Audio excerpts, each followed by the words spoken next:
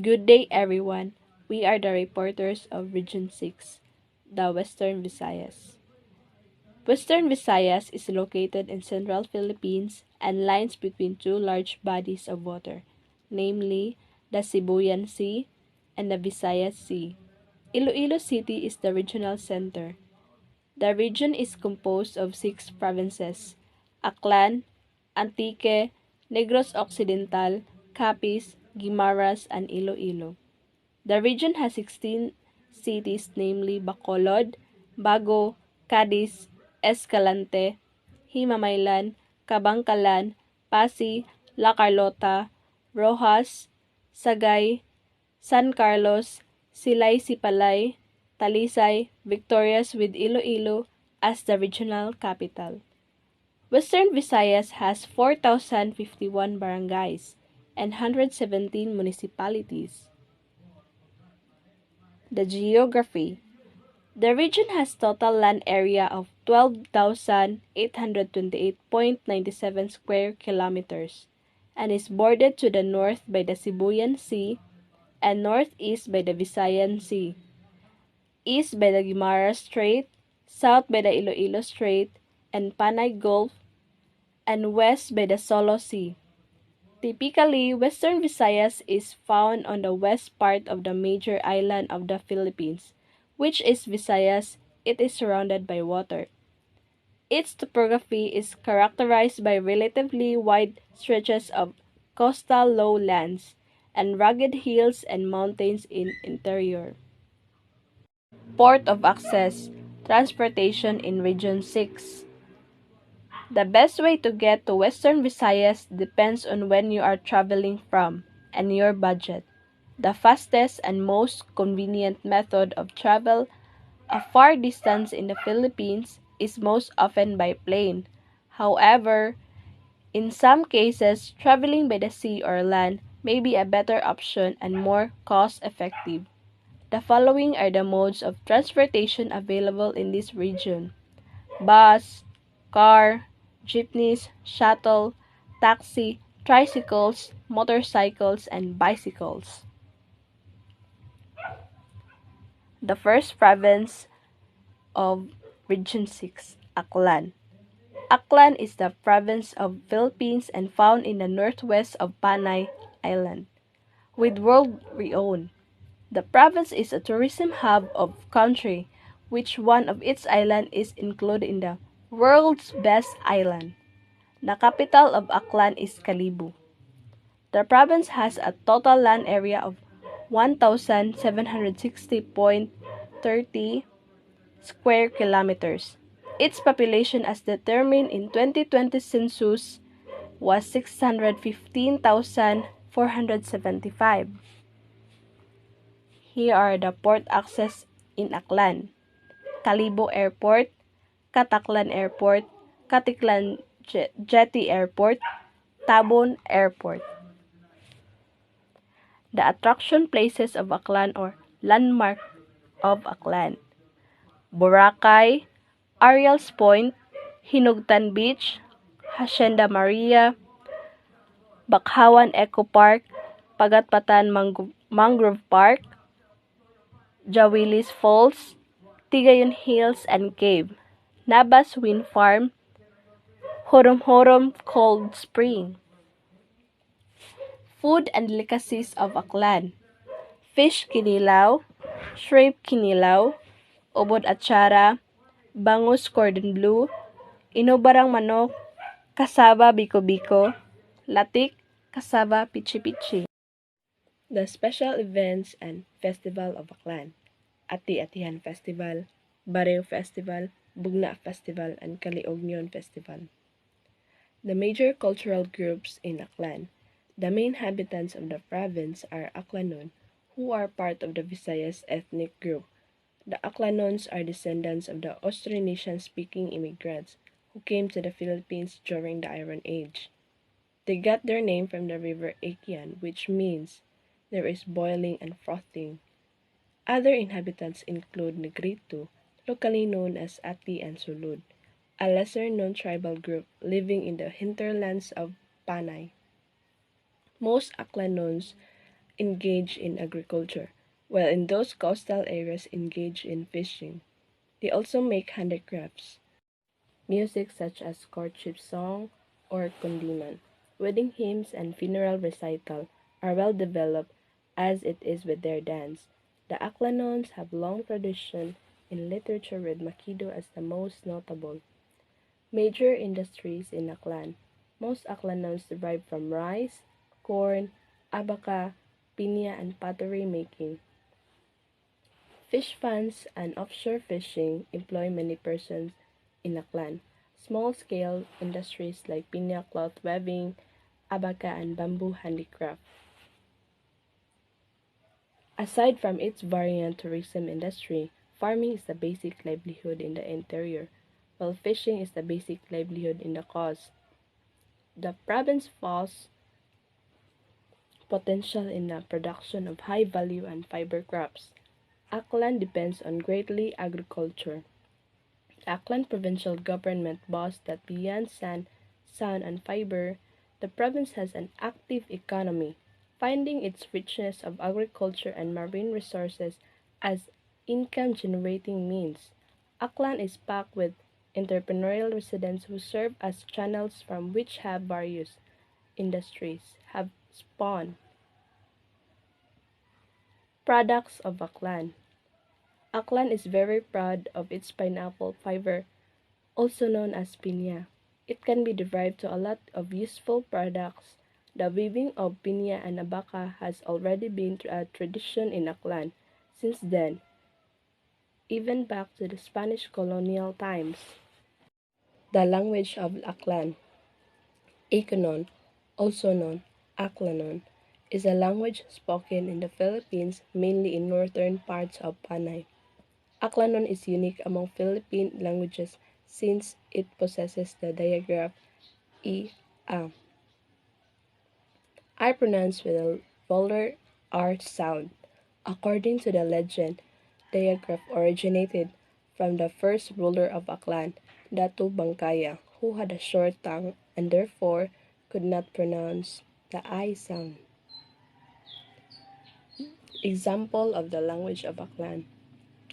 In English, how are you? In Aklanon, kamusta ka? In English, good morning.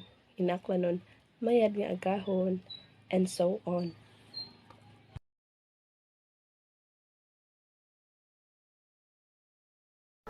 So we are now moving forward to Antique, a province of the Philippines located in the region of Eastern Visayas. The capital of Antique is San Jose de Buenavista.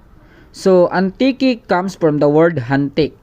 Kilala ang Antique noon sa katawagang Hantik, na ipinangalan sa malalaki at maiitim na mga langgam na matatagpuan sa isla, na ang tawag ay Hantik-Hantik. The province has a land area of 2,730.67 square kilometers. According to the 2020 census, the population of this province was 612,974. There are two ports of access in Antique.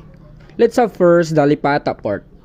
Lipata Port or seaport services the town of Colasi in the province of Antique. It also serves as inter-island passenger, fishing and vehicle transportation port or RORO. RORO means roll on, roll off. So the next port is San Jose Port or known as San Jose de Buenavista Port, which is the provincial capital.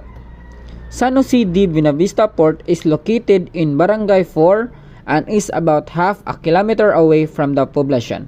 It occupies an area of approximately 690.39 square meters. The following pictures are the best top 10 attraction places of Antique. Let's have first the Antique Rice Terraces. So Antique Rice Terraces, this place is a living legacy of the indigenous people of Antique called Erainon Bukidnon. The Antique Rice Terraces is located in Barangay Folion and the rice field covers about 600 hectares of land. The next is the Malalison Island, also known as Malalison by travelers. It is a small island beach destination and a barangay in Colasi in the Antique province, on the island of Panay in the Philippines.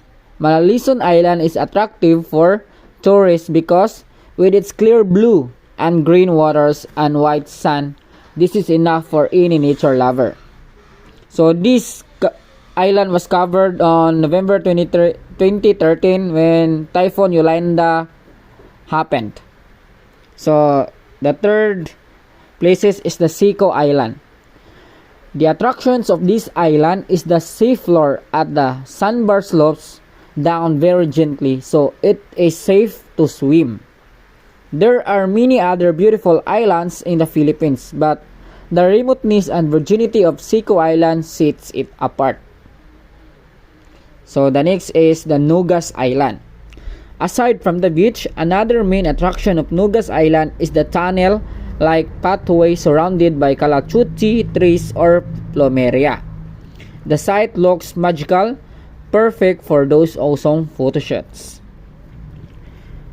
So this is amazing. So the fifth is Ipasunga Falls.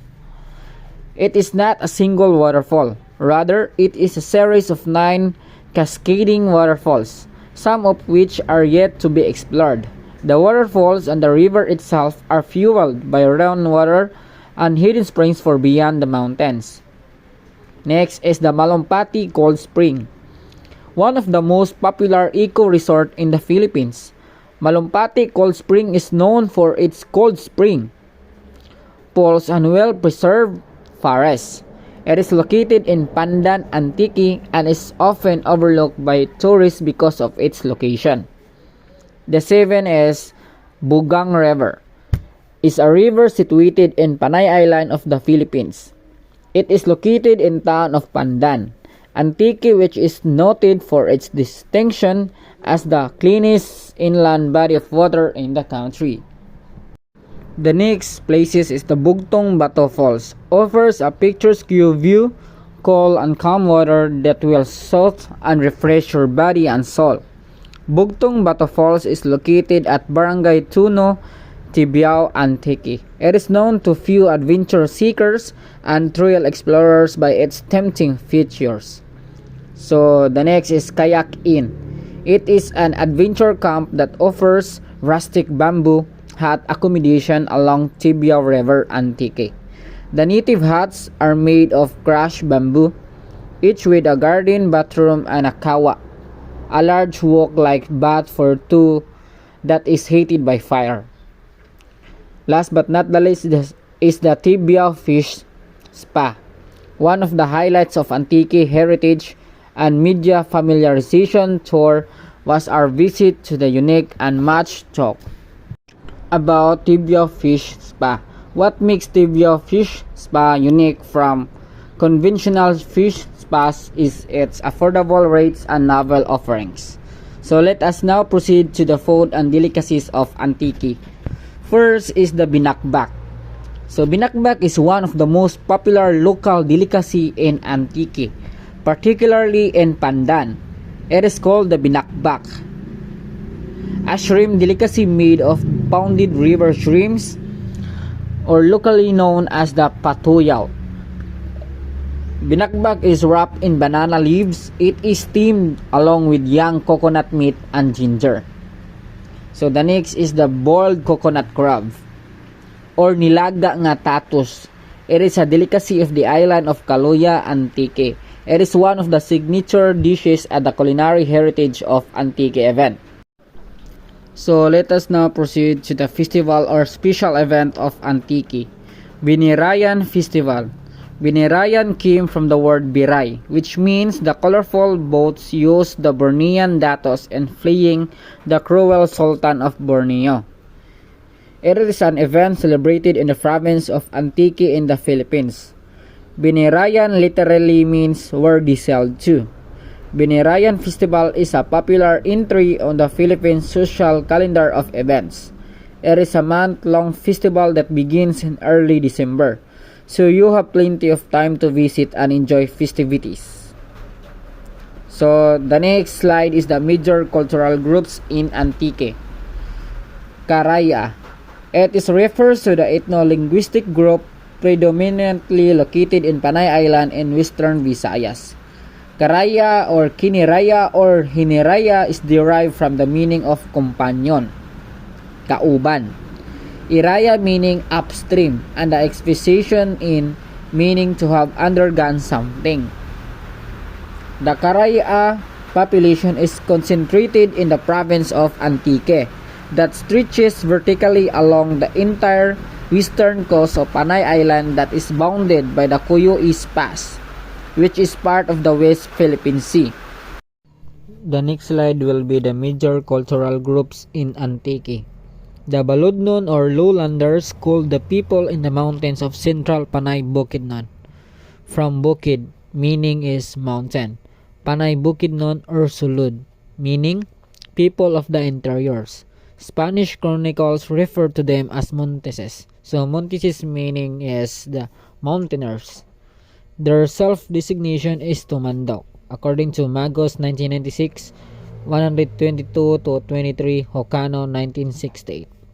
The total population of indigenous peoples in the province of Antique is 44,899, which includes the Ita or Ati, the Tumandok or indigenous Karaya, such as the Irinon and Panay Bukidnon, and a community of the Coyonon on Caloya Island. So, next is major industries in Antique. Farming and fishing are the main economic activities in the province. Like in other province, the most important agricultural products are rice, corn, and fish.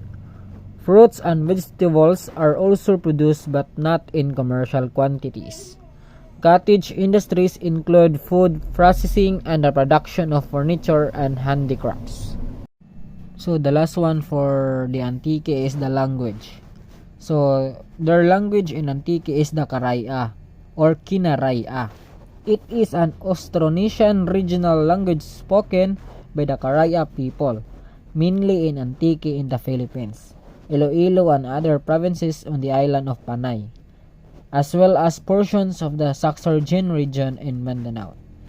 So, sa tuwa nga Cebuano tong L nato kay ang ilang L didto is R. Like for example, sa English nose.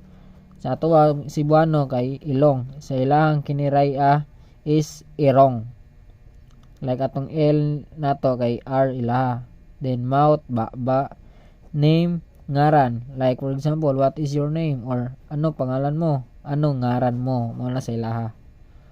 So mao na sa Antique. Negros Occidental. Negros Occidental is a province in the Philippines located in the western Visayas region. Its capital is the city of Bacolod.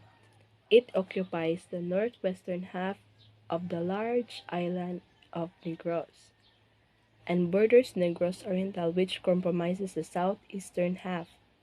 It is known as the Sugar Bowl of the Philippines. Negros Occidental produces more than half of the nation's sugar output. It has a total land area of 7,802.54 square kilometers. Its population as determined by the 2020 census was 2,623,172. There are 12 component cities, 19 municipalities, and 601 barangays. Port of access in Negros Occidental by air. There is only one accessible airport through of Negros Occidental. This is New Bacolod Silay International Airport, based in Silay and has daily flights to and from the capital and Cebu City. Philippine Airlines, PAL Express, Cebu Pacific, and Zes Air are the airlines that currently serve the airport. By the sea, there is a major seaport in Bacolod that operates journeys from the capital and the other provinces, such as Iloilo City. Wisam Express and Ocean Jet have daily schedules to and from Bacolod. Togo Firmly Super Ferry serves routes to and from Manila and the other provinces within the Philippines. Attraction places of Negros Occidental, the ruins Holofelena Heritage, Mag-Asa Falls, Sugar Beach, Mambucal Mountain Resort, Negros Forest and Ecological Foundation Biodiversity Conservation Center, San Sebastian Cathedral, Balay Negrens Museum, Don Juan Island Marine Reserve and Sanctuary, Capital Lagoon Park, Food and Delicacies of Negros Occidental, Chicken Inasal, Piaya, Napoleones, Kinilaw, El Ideal Guape Pie, Fresh Lumpia, Ilonggo Food, Panara, Pastries and Sweet, Don Papa Room. Festival of Negros Occidental, Panaad sa Negros Festival, Mascara Festival, Sinulog sa Kabangkalan Festival, Dinagsa Festival, Pasalamat Festival, Pinta Flores Festival, Bailes de Luces Festival. Major cultural groups in Negros Occidental, Negrinses. The Negrinses are the native cultural group of the Philippines provinces of Negros Occidental, Negros Oriental, and Siquijor. Negrinses are noted for their artistic abilities as well as for their love for sports. Many Negrinses artists, designers, or architects, cartoonists, visual artists have gained national and international distinction for their fields. Major of the household population in Negros Occidental classified themselves as either Higalaynon or Ilonggo. Major industries in Negros Occidental. The sugar industry is the lifeblood of the economy of Negros Occidental, producing more than half of the country's sugar. There are 15 sugar centrals located throughout the plains of the province. Sugar is transported from plantations and refineries by large trucks that use the national highway, often using massive damage to the roads. A fishing industry is found in the Cadiz City and other fish funds that the province. One of the country's largest copper mining is located in the Sipalay City. There also exists a cottage industry which produced a handicraft made from indigenous materials. The language of Negros Occidental, Higalaynon. Negros Occidental predominantly using a language Higalaynon. Towns and cities facing the Tanon Strait near Cebu speak Cebuano. English is understood by many, as is Tagalog. In Negros Occidental, Higalaynon is widely spoken by the majority, especially in the west coast, while in the east coast facing Cebu, people speak Bisaya or Cebuano. So let us now moving forward to the Capiz. Capiz is a province in the Philippines situated in the western Visayas region, occupying the western section of the Visayas. The capital of this province is the Roa City. The province of Capiz derived its name from the Visayan word Capid, meaning twins, which were born in the area. The land area of Capiz is 2,594.64 square kilometers or 1,001.80 square miles. Its population as determined by the 2020 census was 804,952. Capiz has 16 municipalities and 1 city. The total number of barangays in the province is 473.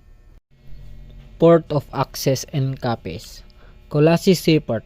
The port of Colasi is the seaport serving the entire area of Roa City and the gateway port of Northern Panay. This port is the trading and shipping center during the Spanish colonialism. Currently, it has routes from Roa City to Romblon, Sibuyan, Dumaguete, Cadiz, Estancia, Carls, Batangas, and Maynila. There are 6 attractions places of Capiz. First is the Ang Panablion from Roa City. Ang Panoblion is a Hiligaynon term meaning guardian of precious things, is the official name of the Roa City Museum. The second one is the Baybay Beach. It is attractive to the people of Capiz because with its 7-kilometer long stretch of sugar fine glittery black sand, and relatively calm waters. The beach is ideal for swimming, snorkeling, kayaking, and skimboarding. The third is the Mantalinga Island. It's also called Good Luck Island by the fishermen since they believe it brings good luck once they inscribe their name on the rock before they go fishing, and also when they write their name on their boat before its main voyage. The fourth attractions places is the Olotayan Island. The residents of the island consider it as a mini Boracay because of its crystal clear water and white sand. Actually got its name from native word olo or head and tiyan stomach.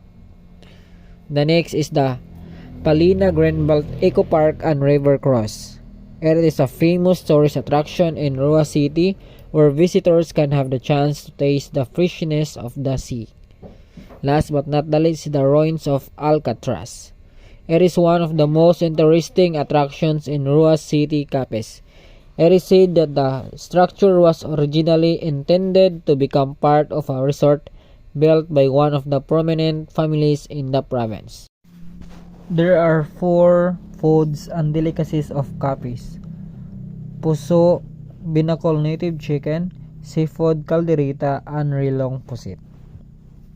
So let us proceed to the Festival of Capiz. Pasalamat Festival. The town of Dao in Capiz is known for their Pasalamat Festival, which is celebrated every September 20 to 22 of the year. The third day celebration is the packed with religious, cultural, tourism promotional events showcasing the solidarity of the residents. Major cultural groups in Capiz. The Capisnon. Capisnon, mga Capisnon sa Spanish, Capiceños, are a Visayan ethnic group native to Capiz and the surrounding areas of the western Visayas region of the Philippines. Major industries in Capiz. Capiz product is made from the finest natural material called Capiz shells or Capiz seashells. It is processed, cleaned, polished, and perfectly cut to make a beautiful material to make wind chimes, tiles, Capiz chips, lampshade, hanging lampshade, Capiz curtains. Capiz are also used for interior decorations for hotels, offices, buildings, and even for your home. Capiz shells are also used to make fashion jewelry and fashion accessories. The Capiz shell components are one of the materials that are used to make body jewelry such as necklaces, bracelets, and earrings. Language of Capiz. Capisnon or Capiceño. Bisaya nga Capisnon. It is an Austronesian regional language spoken in western Visayas in the Philippines. Capisnon is concentrated in the province of Capiz in the northeast of Panay Island. It is a member of the Visayan language family, and the people are part of the wider Visayan ethno-linguistic group who constitute the largest Filipino ethno-linguistic group. The Guimaras. Guimaras comprises primarily of Guimaras Island and the minor islets of Inampulugan, Giwananon, or Ginanon, Panoblon, Natungaw, Nadulaw, and many more. The province covers a total land area of 604.57 square kilometers or 233.43 square miles, occupying the southeastern section of the western Visayas. Port of access in Guimaras, Sinubag Port. Sinubag Port serves the town of Sinubag in the province of Guimaras. It caters to vessels to and from Negros Island. It also serves as fishing inter-island passenger and vehicle transportation port or RORO. A variety of different kinds of ships are available for passenger journeys ranging from pump boats and fast crafts for short journeys to ferries and ships for longer journeys. Attraction places of Guimaras. Alobihod Beach. 30 Beach, Ave Maria Islet, Barras Cave, San Lorenzo Windmills, Ferry Castle Rock Formation, Lamuran Beach Resort, Lusay Beach Resort, and Nature's Eye Resort. Food and delicacies of Guimaras: mango pizza, mango beef bulalo, mango jam, mango ketchup, and mango beer. Festival of Guimaras, Manggahan Festival. Manggahan Festival in Guimaras is rich in culture. This is celebrated in a long month to show their gratitude and blessings they have for their land. Guimaras is the independent province declared in 22nd of May 1992. And through the years, the success of this province were attained because of the unity of the people. Major cultural groups in Guimaras: the Higalaynon people, mga Higalaynon, often referred to as Ilonggo people, mga Ilonggo, or Panama people, are the Visayan ethnic group whose primarily language is Higalaynon, an Austronesian language of the Visayan branch native to Panay, Guimaras, and Negros. Major industries in Guimaras. The major industries in Guimaras are tourism, fruit processing, coconut processing, fish farming, handicrafts making, mining, quarrying, and lime production. Guimaras is well known for its agriculture crops, particularly mangoes, where some 50,000 of these trees are planted. The Guimaras Island is famous for producing some of the sweetest mango in the world. The variety of mangoes produced are also used for dried making mangoes, jam, and other delicacies. Language of Guimaras. Higalaynon is the native dialect. Higalaynon is the main language of the natives, although residents of some barangays in Jordan and Nueva Valencia also speak Kinaraya. English and Tagalog are spoken and understood by the majority of the people in the island. It is the second most widely spoken language in the Visayas and belongs to the Visayan languages. And there is more, distantly related to other Philippines languages. So let us now proceed to the last province of Western Visayas, Iloilo. Iloilo occupies a major southeast portion of the Visayan island of Panay and is bordered by the province of Antique to the west, Capiz to the north, the Gintolo Channel to the northeast, the Guimaras Strait to the east, and the Iloilo Strait and Panay Gulf to the southwest. The total land area of Iloilo City is 5,000.83 km squared or 1,930.83 square miles. There are 42 municipalities and 1,721 barangays. There are 3 ports of access in Iloilo: Iloilo Airport, Iloilo River Wharf, and Dumangos Port. The next slide is the attractions of Iloilo. There are 6 attractions places of Iloilo. First is the Gisantes Island. Second one is the Miagao Church. Third is Cal Real. Third is Molo Church. The fifth one is the Conception Island, and the last one is the Jaro Cathedral. Foods and delicacies of Iloilo: laswa, kansi, lapas batchoy, pansit molo, chicken inasal, chicken binakol, and pinamalhan na isda. Special events and festivals of Iloilo. Dinayang Festival. Dinayang Festival was celebrated every 4th Sunday of January. Binanong Festival. It was celebrated every January 10 to 16. Pasungay and Pahibag Festival celebrated every 2nd Saturday of January.